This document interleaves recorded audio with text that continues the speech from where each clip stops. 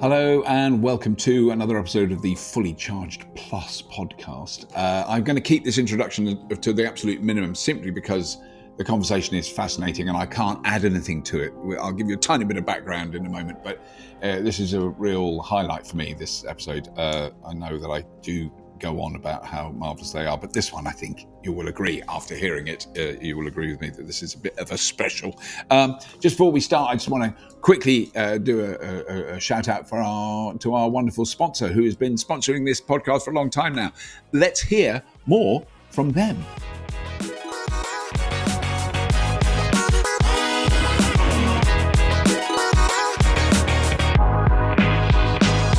My Energy is putting the I back into British innovation. My Energy is putting the I back into inventing the future. My Energy is putting the I back into inspiring a nation. Recharging the world with green, smart energy. Charge your EV with your PV and more. Visit myenergy.com and help to spark the green revolution. My Energy, driving the charge to a greener future. Thank you so much to My Energy. What a brilliant company. What amazing stuff they're doing. Really, I'm so proud to have the vaguest connection with them because they are truly incredible and, you know, a real sign that it is possible to manufacture things outside China. That's all I'm saying about that. But anyway, let's get on with this episode. Today I'm talking to Dr. Andy Palmer.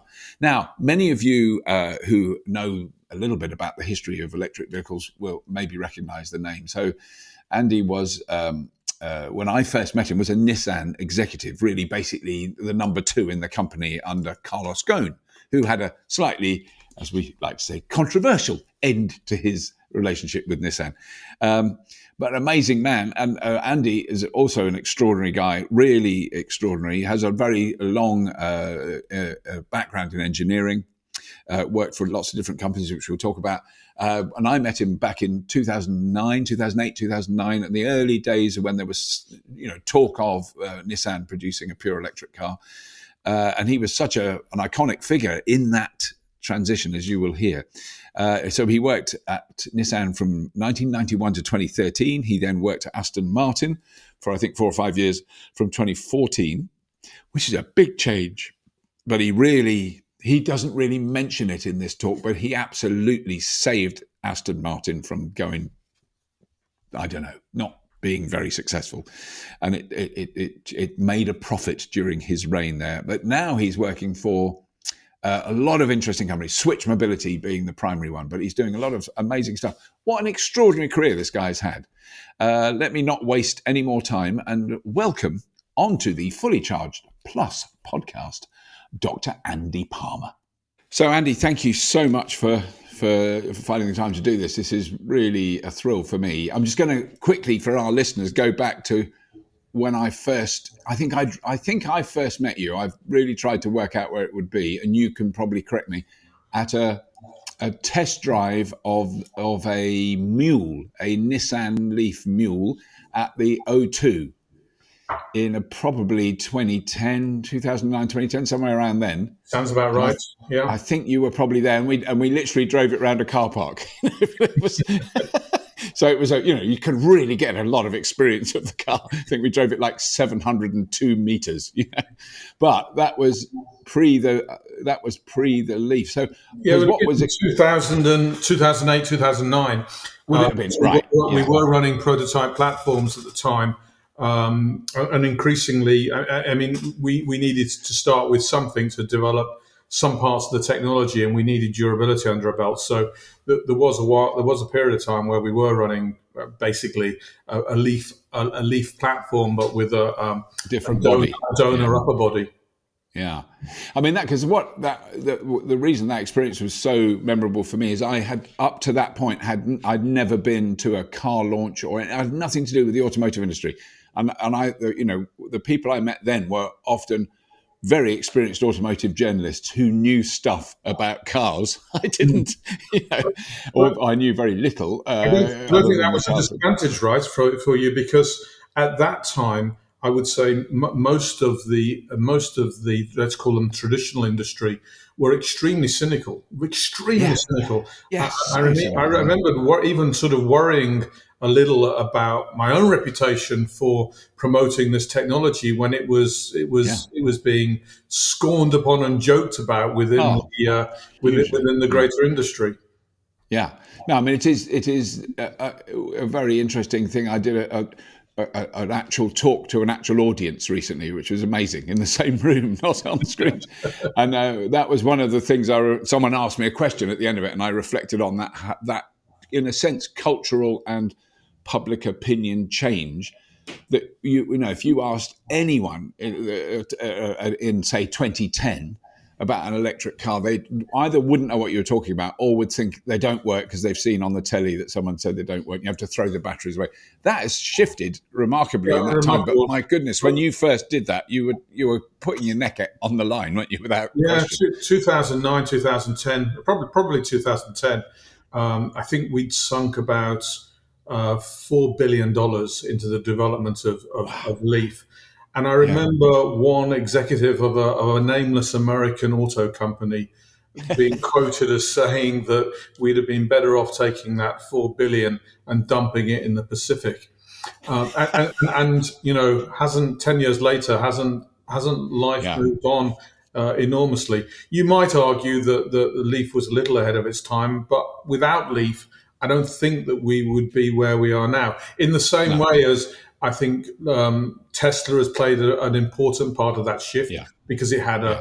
a unadulterated message, and to be Yeah. honest, Volkswagen played an enormous part in that shift with the so-called Dieselgate. Yeah. Bring those together, and I think almost every car launch in 2022 is an electric vehicle. Yeah, yeah, it is extraordinary, isn't it? And I didn't, because I suppose I've been, there's been people, and I've been on panels and discussion things and meetings where people talked about the tipping point, and I still don't know if we've actually reached a tipping point. I don't know how you tell when you're in one, but the shift Yeah, is truly remarkable. Now, even if I just think of it in terms of driving along the roads in the UK, the amount of electric cars you see now is, where I used to spot them because it was so unusual. Oh, look, there's a Leaf. There's yeah. a Tesla. I don't, you wouldn't dream of doing that now. It'd be so boring. You I see think so many of them. the important statistic is probably looking at those people that intend to consider an electric Yeah, car at their next purchase, and around the world, that's up 60. That number is 60 to 70%. So I do think yeah, that we're through the tipping point. yeah, I do wish that advocates of electric cars or advocates of fuel cell or advocates of alternative fuels would stop arguing and bickering amongst with themselves each other.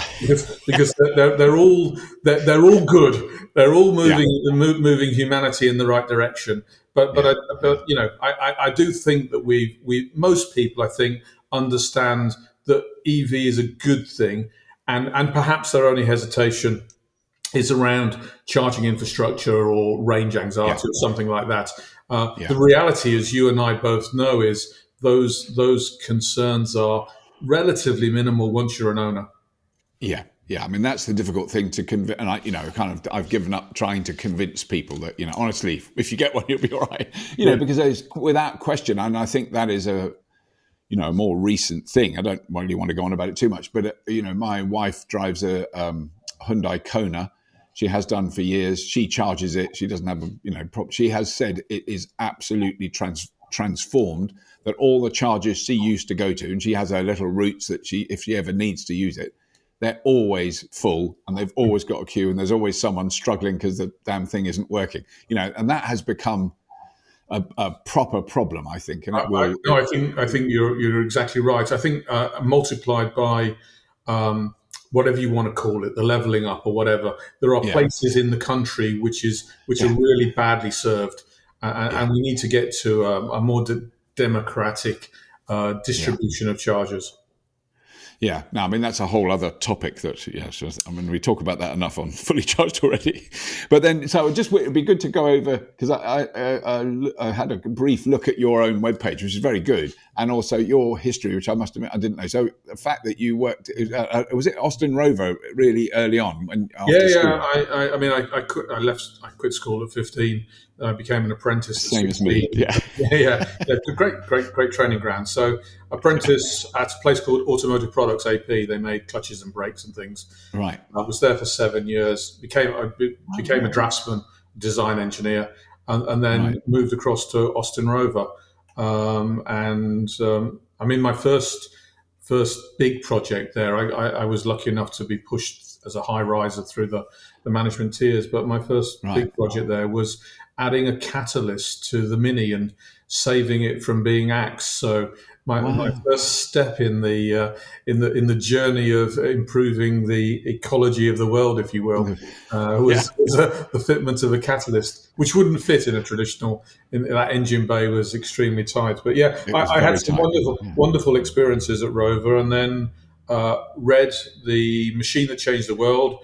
Was working with Honda at Rover and decided I needed to understand Japanese industry better. Thought that I'd go for 3 to 5 years, decided to join Nissan and ended up staying at Nissan for 23 years, 10 years in the UK and 13 years living in Japan. Yeah, because I do remember now hearing that you I believe your wife is Japanese, isn't she? She is, yes. I didn't realise you'd been there for that length of time. That is extraordinary. Yeah. So, can you speak Japanese? I'm assuming you can. Not as well as my daughter. I can.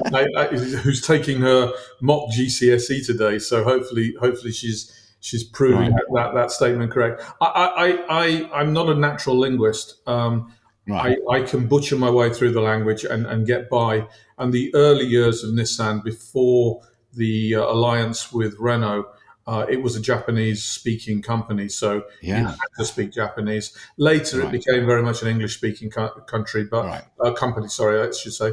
But I found that being knowledgeable of the language, living there, being always been really a Nissan person, I was considered by my Japanese colleagues to be a proper person. So it helped me do some stuff that perhaps some of the guys coming from Renault couldn't do. Right. Because I mean that was that whole. Because whenever I've made this point numerous times that people go on about Tesla and Tesla this and Tesla changed the world and Tesla, and I go but also remember Nissan and Renault, because the first two electric cars that I think made the biggest difference were the Leaf and the Zoe. I mean, they were both, and they're still going. They were the first bespoke platforms. That's the important thing. Mitsubishi about the same time did a conversion of the iMe. Tesla had done the Roadster based on Lotus platform. There had been a few bits and pieces where people had inserted batteries into an existing platform, and you can go right the way back to the turn of the century. In fact, where it was a bit of a competition anyway between gasoline and old style EVs. But it was the onset of first and foremost the Leaf, I think, where you had a discrete and unique platform, and obviously then followed by the Zoe, which is transformational. Of course, that was followed by the Tesla, and the rest is history.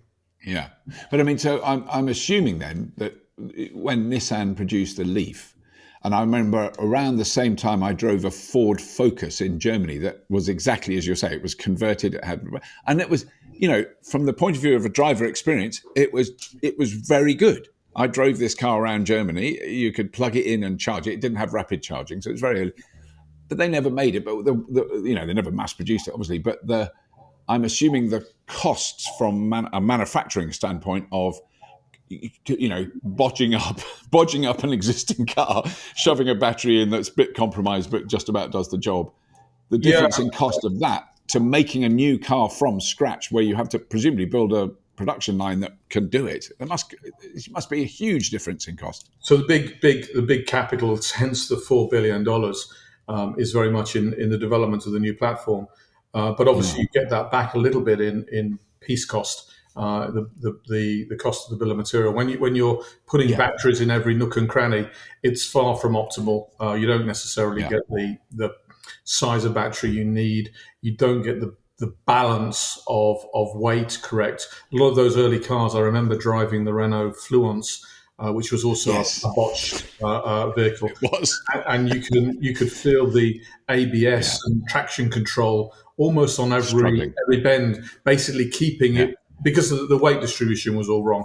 So what very clearly what Leaf did, and the principles were followed by the Zoe, was get all of that right. So optimize it into what is sometimes called a skateboard these days, and put everything where it needed to be, and done properly. Proper control systems over the batteries. I think I'm right in saying that there has never been a battery fire on a Leaf. I've never heard of one. 12 years it's been out there. And that's all questions of doing things right and investing properly in the product. So I'm very proud of that. And what followed, which was the ENV200, the van, which was way ahead of its time. The disappointment, of course, was when I left Nissan and went to Aston, there was no further products, and both Nissan and Renault both seemed to have stepped out of the early leadership. Who knows where they could be now if they'd have continued with the deployment of the vehicles that were planned, the Infinity that was planned, and what was called the Blade Glider, which was a sports car. Which was I remember seeing that. That was revealed at a car show, wasn't it? It was. Did you? That was probably you doing it. I can't remember now. It was a while ago. No, maybe next time we meet, I'll show you the very, very, very original sketch that I did on my kitchen table in Japan of that vehicle. And the point of that was, with an electric car, you no longer need to have the traditional three-box design. The engine or the horses, the carriage or the body, and the trunk, because everything is essentially underneath. And my point continues to be that somebody needs to innovate around the form factor. And Blade Glider was all about saying, look, you can narrow the front end, you can move the position of the seat, you can put the driver in the middle, you can create an amazing sports car experience with a different form factor and optimize the use of the technology. I'm still waiting to see that happen in the industry. Yes. So far, everybody's basically followed a more or less a three-box type of layout. Yeah, and a lot of SUVs, staggering amount of SUVs. But I did sit in and I was really impressed with the interior. I want to call it the IGO, the Nissan, the new Nissan. What's it called? The sort of SUV. I don't know if I've got the name right. Yeah, no, it looks very good, doesn't it? I mean, the interior is staggering. It's beautifully done. I mean, it's a big SUV, so it's that I have my reservations about that, but it's but it is interesting. You're right that it's been essentially 11 years without a new model in that range, isn't it? It is extraordinary how that is quite slow. To some extent, that was the victory of the accountants over the product planners. Basically, the economics for electric cars are difficult. The bill of material is higher. Battery costs are high, and so I think let me quote Mercedes-Benz. I mean, they said that they through the introduction phase of electric vehicles, they expect to lose about 3% of margin of EBIT off of their balance sheet as a result of that transition, simply because the vehicles are more expensive. And if you're purely driven by profitability, then you'll delay your investment in EVs. You have to have. You can't ignore the future. You have to create a brand and a position, and so forth. You have to trade some degrees of profitability to be relevant. And I do feel that Nissan lost its leadership there a little bit. Yeah, I mean, because that is really one of the key topics I wanted to discuss with you, because it's such a fascinating challenge that I can't imagine has happened before in industry, but I'm sure it has. Of course it has. What am I saying? I'm just remembering like the company that made Bakelite telephones with a dial. Yes. they were probably slightly challenged by cellular phone technology. If you were, and if you didn't, but that the transition that the automotive industry has to go through on a sort Yeah. of global scale, I mean, I would, it's hugely complex. similarly, Nokia phones are being taken out by smartphones, Yeah, and yeah, so always there's disruption in the car industry, but more so probably now than ever before. And right. the role of the product planner, the stargazer, is another way of looking at them into trying to anticipate what the car future looks like. It's never Yeah. more difficult than it has been now, but it's also never been more important than it is now. And in some ways more exciting. I mean, there's huge opportunities as well as huge challenges, surely, isn't there? Absolutely, absolutely. Yeah. Very, They, very rewarding when you get it right. yes. Because what I remember the sort of point when the light bulb went on for me was I was talking to an engineer as opposed to a PR person at Volkswagen, at a big Volkswagen do in Berlin. I said, I suppose it's really difficult if you've got a big factory that makes engines, as in diesel and petrol engines, and then you've got to make electric. This is quite a few years ago. This is before the ID3. This was Yes. probably just before Dieselgate really hit. I knew about Dieselgate. I'd had enough engineers tell me, they are cheating. Right. Anyway, there's a whole other story. But this guy just said, how about 10,000 engineers so they're employing 10,000 employees in one plant to make, I think it was in Brazil, so it wasn't in Europe. I can't remember where it was, but it's a colossal shift. You suddenly go, oh my God, that's really, even if I'm being a sort of fly by night tree hugging, Yeah. Whatever, when you're faced with that sort of decision making, am I going to put all those people out of work because we now use electric motors? I don't know. Can they make electric, just but huge. Therein lies perhaps one of the reasons why you saw the traditional car makers being slow to pivot, because they do have the issue of the capital cost, their equivalent of the 4 billion. They do have the problem of less profitability as a result of the bill of material being heavier, and you do have a reduction in employment, which is a problem for the unions. And you do employ less people to make an electric car. They are simpler. Simpler, more expensive, less profitable. That's not a good combination. But no, it's very difficult. You've got to go across that bridge. You don't have anywhere else to go. So you've got to take that hit and get it back in future as the cost of batteries reduce, as the efficiency gets better, as volume goes up. And there's winners and losers. And you don't want to be on the side of the losers. No. I mean, that is one of the other intriguing things that I've heard discussed at great complexity, and this is always fatal when you're a complete outsider of the automotive industry and the battery industry. But, the simple statistical facts of battery costs have dropped so much. And then you go, well, why haven't electric cars got that much cheaper? But then I realized for the same money that you would have bought my Nissan LEAF that I still have, in 2011, you now buy a car of similar size, but the battery is twice, if not three times the energy capacity, i.e. the battery is much bigger, but it costs the same and it goes a hell of a lot further. That's the change we've seen. Therein lies, I mean, the Nissan LEAF would probably be much more affordable today, but you'd have to compare the 24 kilowatt hour battery that you had at the beginning. I think yours had a 30 kilowatt hour battery, but mine was 24. Mine was okay, classic. Now it's 62 or 63, isn't it? So the industry has tended to put more value into the vehicles, and the consequences is still the price is high. Now that's an interesting point, because I was asked to make some comment on the new EQXX, the Mercedes, which is capable now of, I think, 620 miles of range, which is amazing.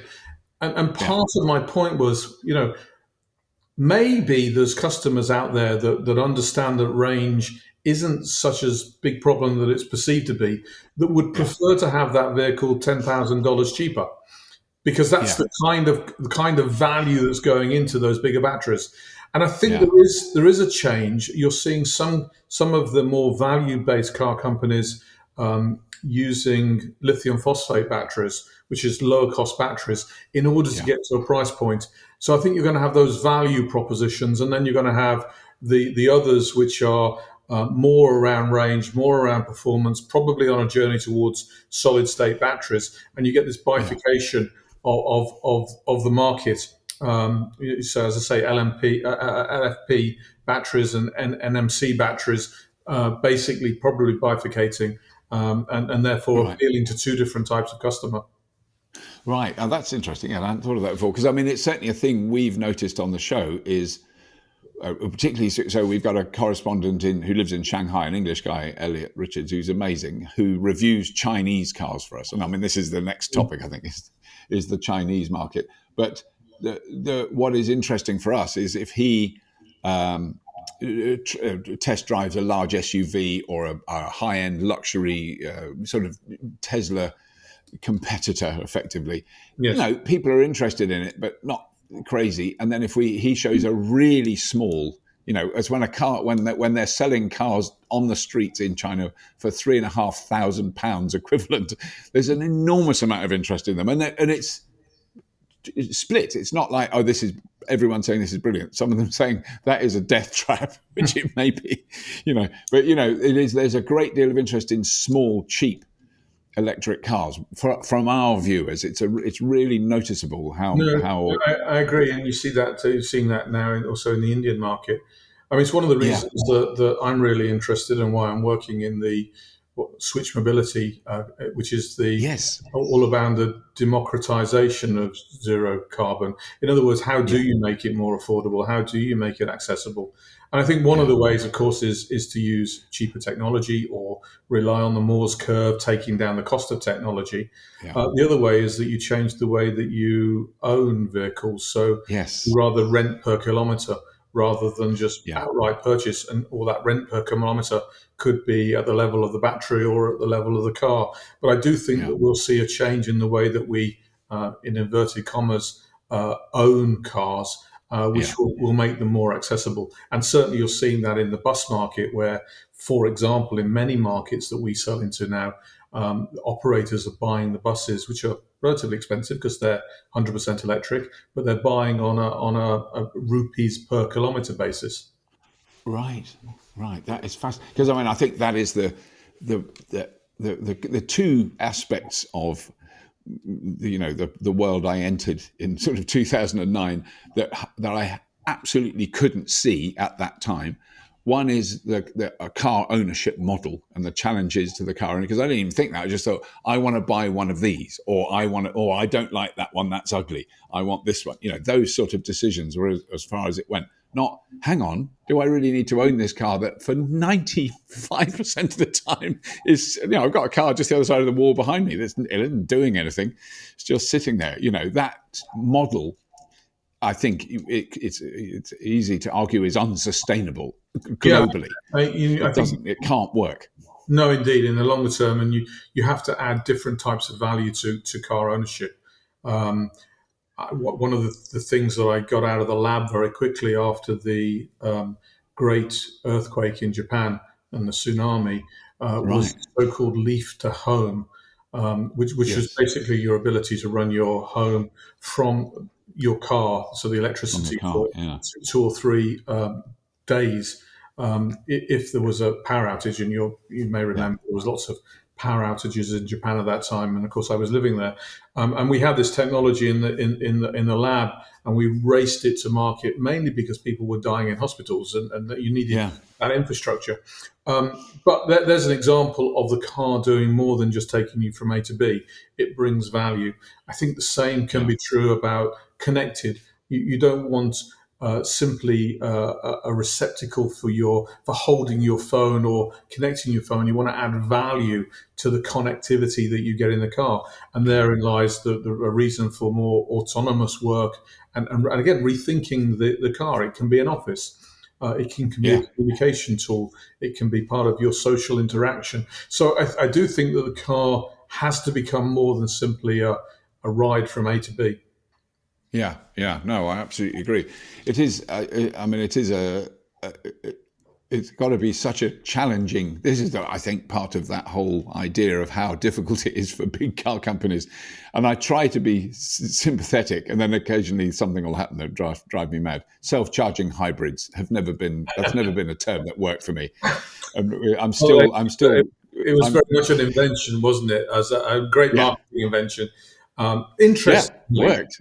had it not been for little story back in 1996, I think it was, Nissan launched the first hybrid, the world's first hybrid. It was a Are you Tino. kidding? Before Honda and before Toyota. Before Honda and Toyota, it was a car called Wow. Tino. It was a little C segment MPV. Very expensive, didn't work. They cancelled it. Right. But shortly thereafter, Toyota introduced the Prius. And the Prius, Yeah. as you know, it lost money for the first two generations, made money, Oh yeah. but phenomenally successful. Really won over the market, and I would say reinforced both the Toyota brand and the Prius brand. Yeah. Had it not been for that vehicle, Nissan wouldn't have introduced the Leaf. I mean, it's because I was sitting there basically being Right. badgered by my sales and marketing colleagues saying we need to compete with Prius. We need the hybrid, and I was Right. adamant that I wasn't going to do a Me Too, and to some extent Right. was able to point at the Honda Insight and say, look, Yeah. they copied and it failed, and so Yeah. it was the big driver to say let's leapfrog the hybrid technology. Let's leapfrog it, Yeah. go directly to BEV. So it wasn't so much a focus on saving the planet at that stage. It was a focus on beating the Prius, and of course Yes. Prius in their comeback invented this term of the self-charging hybrid. Yeah. Yeah. Which is cool. I mean, I am still in the process of crawling back to the Toyota PR department, begging for forgiveness. They've been a little bit upset because I had a long relationship with Toyota, and I did a TV series. I did a TV series called Carpool, which used a Prius. I owned two Priuses, I think, and they were amazing. I mean, and they were an absolute pivotal point for me. I was working in Los Angeles and got a lift home one night with one of the crew in like the most, this was first generation Prius, the most unremarkable looking sort of, as they would call it, Japanese import. We were at traffic lights, 2:00 in the morning on Sunset Boulevard, very memorable. And this car suddenly moved like there was something behind it pushing it or a wire pulling it. I don't know. And I went, how did you do that? And the woman who's driving went, oh, it's a hybrid. And I had no idea what that meant. It's so weird looking back now. It meant nothing. And I wanted to know about it. I just was fascinated. Yeah, I agree. Look, Toyota is a remarkable company and is been given a hard time at the moment because they weren't quick to sign up to EVs. I'm very sympathetic to their perspective, which is unless you've got an infrastructure around the world that is capable of handling EVs, unless you've explored all of the alternative technologies, unless you allow it, my words, but unless you allow what Darwinism to work to find the best technologies, that's better than mandating only one. So I'm sympathetic actually to their point of view, and I do think that maybe they need to upgrade the way that they explain their issues. But they are a remarkable company, and they are completely committed to the environment, I believe. Yeah, no, I think so. And I mean, they are now bringing out pure BEVs. I mean, I've driven the Mirai, which is, from the point of view of a driver, you get in that car and it's fantastic. It's beautifully built, works really well. There's some arguments and discussions around where the fuel comes from, how it's made, how much it costs, certainly because we went to refill it and the pump didn't work, and there was only one. It was at Heathrow. I'm sure it does now, and it was, but it was a difficult, from my point of view of trying to spin it in a positive way for our viewers. It was quite hard, other than the fact that the car itself is fantastic. I mean, I think that's exactly. I mean, look, what's the alternative? I think that EV? Obviously, I'm a huge advocate of EV. I think it will be the major winner, but I also think that we should encourage the alternatives, whether that's a fuel Yes. cell. I'm not a great fan of fuel cells, but I've been working on them for 15 years, and I haven't found a solution. But hot hydrogen, e-fuels, there's going to be some stuff that we haven't even thought of yet that could be a Yeah. competitive. So you've Absolutely. got to allow innovation to compete. You've got to allow the customer the choice to find the survival of the fittest. Yeah. I put my money on it being in the majority, it'll be EV because it's already very thermally efficient. But I agree with Toyota to some extent, which is let's not close down all of the innovation. Let's see whether we can make a Yeah. fuel cell work. Let's see if we can make Yes. e-fuel work. Yeah. Yeah. No. Absolutely. No. We're very much in agreement on that. The thing I wanted to mention, but just because it was such a, I remember being surprised and impressed when I heard you left Nissan and gone to Aston Martin. I think that, but I just want to say that my brother, who's 3 years older than me, just like you did when you were 16, he was an apprentice at Aston Martin. So now I can't really remember even where he was because I would have been like 13, 14. So, and he's your big brother and he goes off on a motorbike. I don't know what he Yes. does. I was at school, so I don't really know but he was there a few years. And he then went on to be, he's now retired, but a very successful automotive engineer, working mainly in motor racing, Formula One. He worked in a Yes. lot of extraordinary things he's built in his life. But the fact that he was there then, there's a sort of family connection. My mother was so proud. Well, Peter's working at Aston Martin. Yeah, he's an apprentice. He's not running it. I love most of my time at Aston. I mean, since I was 20 years old or something, I wanted to be the chief executive of a car company. Extraordinary, Right. arrogant. That is fascinating. Yeah.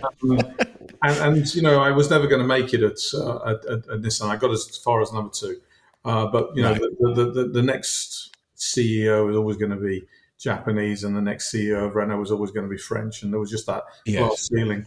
And then suddenly I got a phone call from Aston, and it was 5 miles from where I went to school, and it was Right. the chief executive's role, and it was like almost a dream come true. Fantastic, and I learned such a lot there.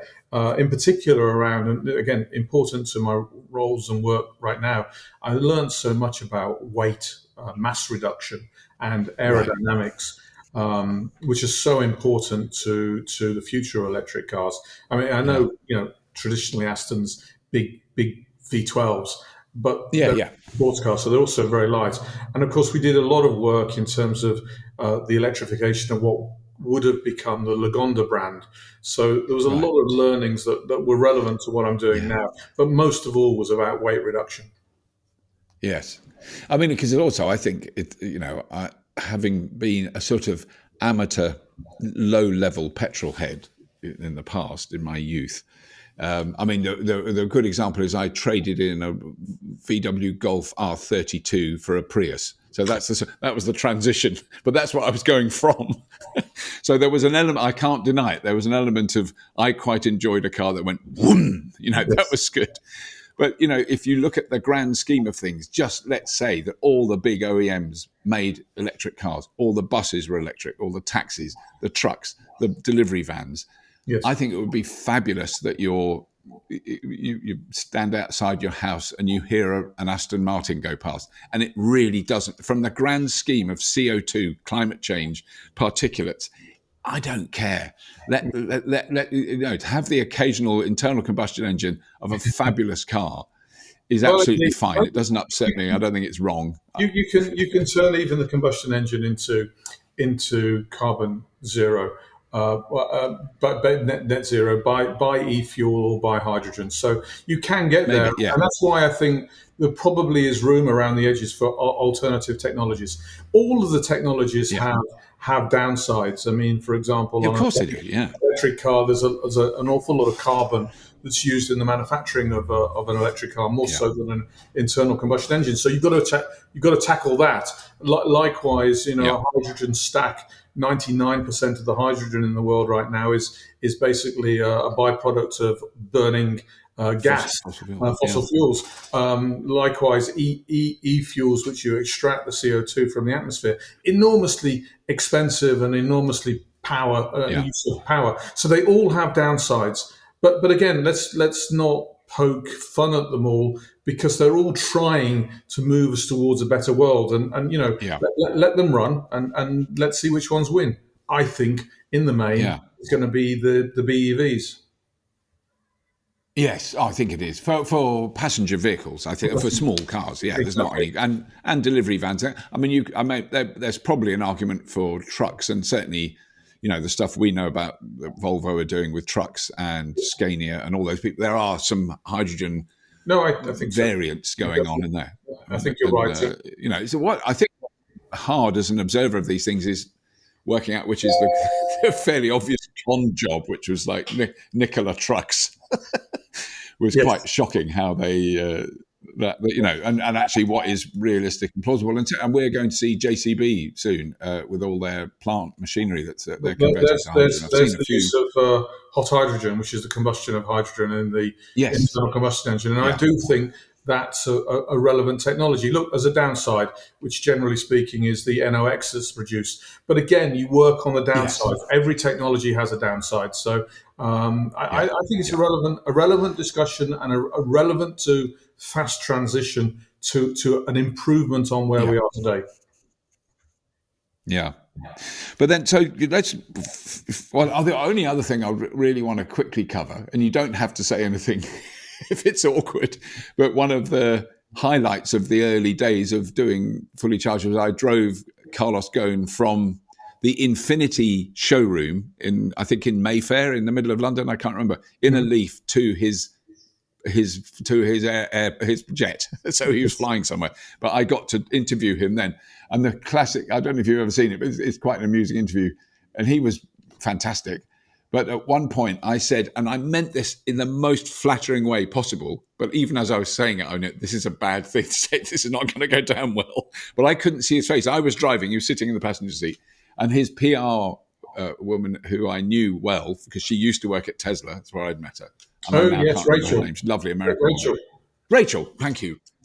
Yes, Rachel was in the back just to keep a check on me to make sure I didn't say anything wrong. But I did say I'm so impressed with the Leaf. As a completely newly built first generation car, everything about it, the suspension, the steering, the fit and finish is as good as a Golf.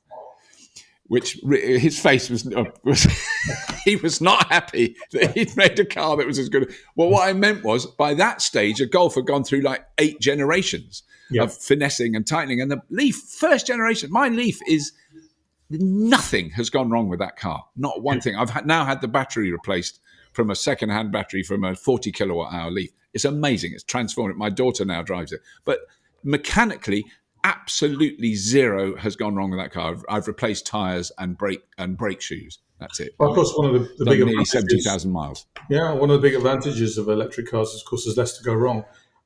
Yeah. But the car was done, and it was done on purpose at a whole different level of perceived quality. And honestly, the Golf was a reference, because things like fit and finish, the Golf was the benchmark, and so I hope Mr. Ghosn took it as a compliment, which it would have been. I think hopefully he did talk to me after that, so there was a sign. But that he was such a fascinating figure, because I remember I was waiting for him at the Infinity showroom, and it is his language skills, because I can speak sort of French, and I've had 2 long-term French girlfriends, and I lived in Paris for a while. And I think when I was in France late last year, I went, God, I'm awful. I can barely, if I spend 2 weeks there, it comes back. I admit that. But he speaks ridiculous amount of languages. I mean, he just learnt Japanese, and I asked a Japanese person, is his Japanese any good? And the guy just said, perfect. But I suppose he wasn't going to say, no, he's rubbish. It's probably a slightly exaggeration, but nevertheless, he was very, very, very impressive. As you said, Portuguese, because of his Brazilian background. French, because he was educated in the Lebanon and then in Polytechnique in France. Obviously, English, Arabic perfectly. And his ability to flip languages. was very good. And look, Leaf wouldn't have got developed without him, because he gave air cover Right. to all of the other cynics in the organisation, Yeah. and I certainly wouldn't have been able to bring that car to market without having him Right. there, deflecting the accountants that were saying, "Hey, this is going to lose money." Yeah, it is, but Yeah. it's an important part of the overall brand of Nissan. So Yeah. he does deserve it. I know that his notoriety now is more Controversial figure. controversial. Thank you for Yeah. saving me from saying anything else. But he does deserve recognition for what he did for Oh, I Nissan think so. overall, and his role in bringing forward the EV technology. Yeah. I mean, do you think that now, because I don't know what the sales figures for Leaf are, but they're over 500,000, I believe, aren't they? I don't know what the exact are. But do you think now Nissan have either broken even or made a profit on with Leaf, or do you think it's still a loss leader?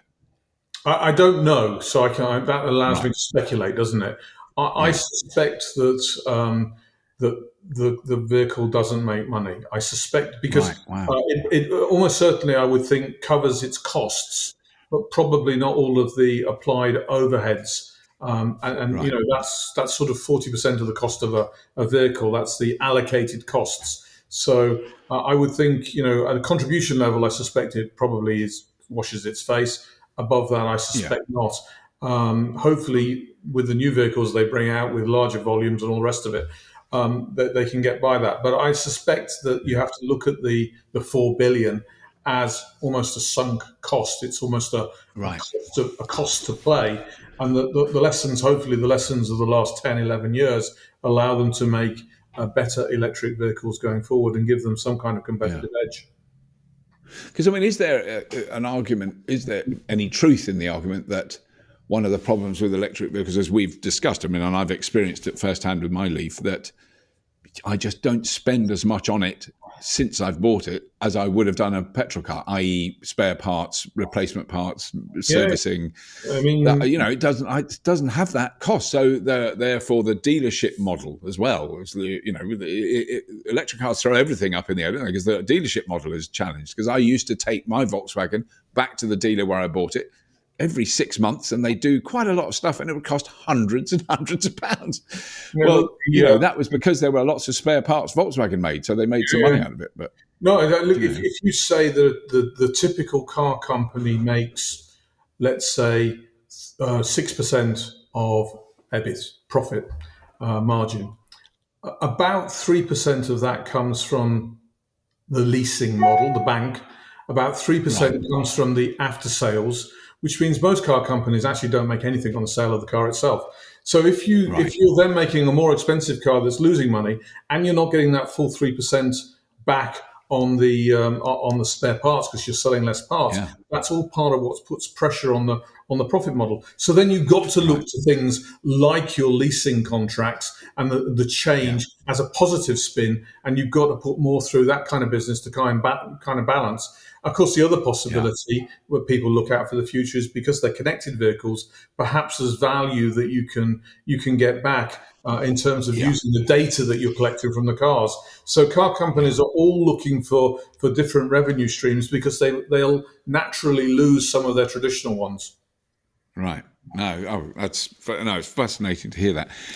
I really don't want to run out of time because we're getting on a bit, but I just want to hear about what you're doing now. So Switch Mobility comes out of Optare. I know that company's bus. I think of bus companies; they make buses. But Yes. Switch Mobility has that come out of Optare? Is that what? So Is that yeah, a Switch new company? Mobility basically acquired Optare and acquired Right. Ashok Leyland EVs. So a capability in India and a capability in the UK, and created this new company.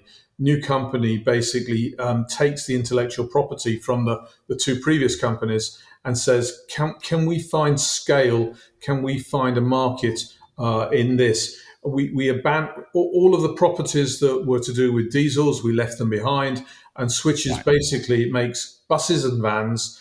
It only makes EVs, and Right. it's basically net carbon zero. So its manufacturing footprint is net carbon zero, its charging Right. network, and its end of life. So I think I'm right in saying that Switch Mobility is the first net zero carbon automotive company in the world.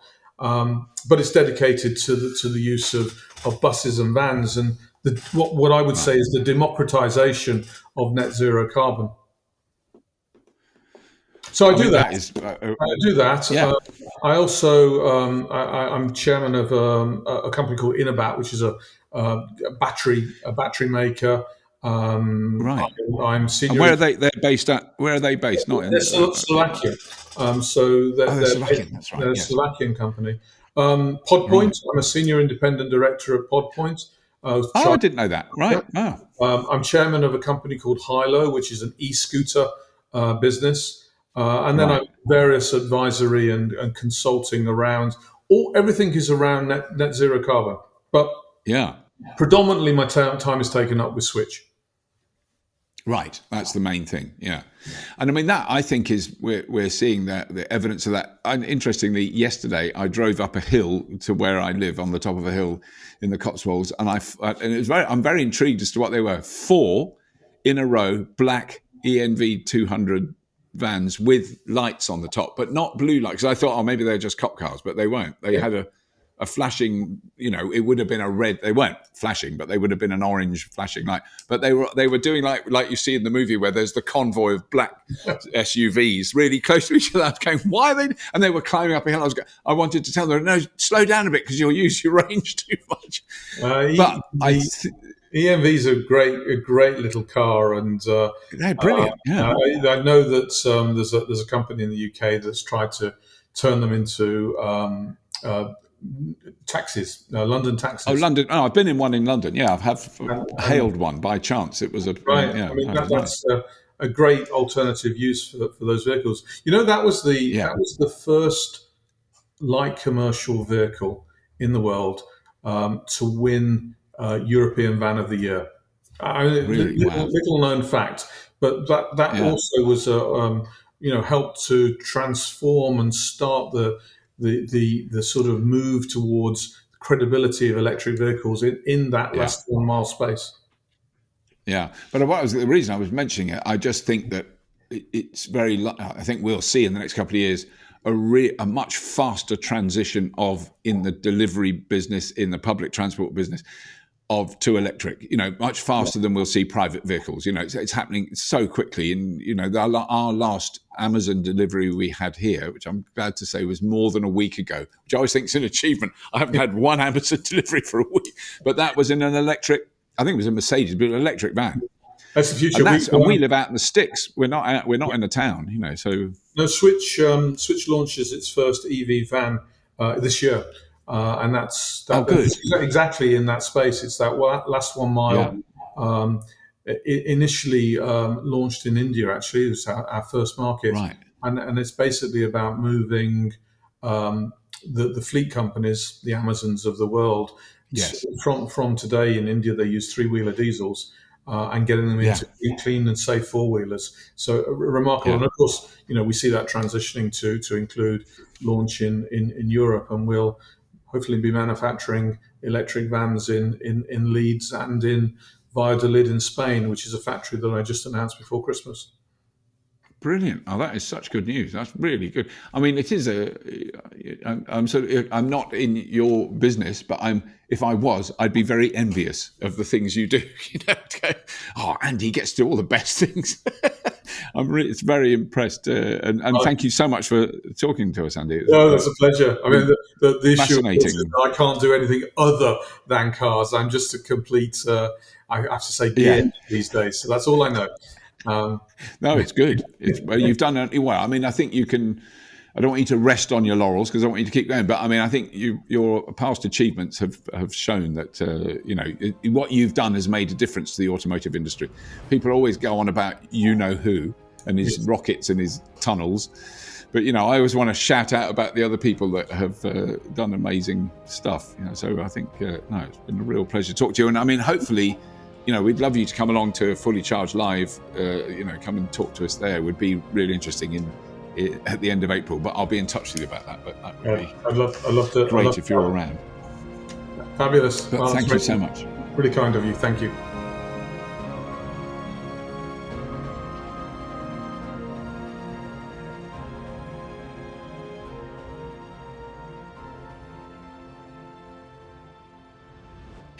Well, I really hope you enjoyed that. What a privilege to hear someone like Andy talking. I mean, it's really amazing conversation to have with him.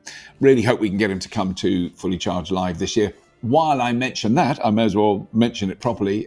Fully Charged Live UK is the last 2 days of April and the first day of May. So at Farnborough International. It is going to be massive. It's going to have about double the amount of exhibitors that we had last year, way more test drives from hundreds of electric cars available for test drives. Really I don't know what numbers, it's going to be thousands. There will be literally thousands of test drive opportunities. Amazing talks that we've already got organised, and there's still more coming.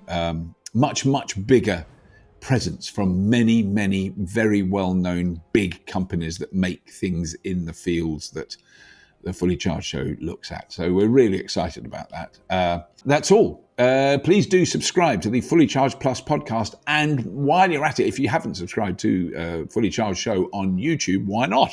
Why not? Write an essay about it if you haven't. And have a look at the Patreon link, please, if you wish to do that. Patreon is an extraordinary thing because it fluctuates. People start and people stop, but it keeps going. And I am staggered by what the people's generosity and the longevity of the people donating to Patreon is amazing, and it's so important because I don't know how we definitely wouldn't be here without Patreon. There's no question. That's what's kept us going all this time. Anyway, that's all. I won't waffle anymore. Another podcast coming next week. Please do listen to them. They're all amazing, except the ones with just me where waffling. They may be.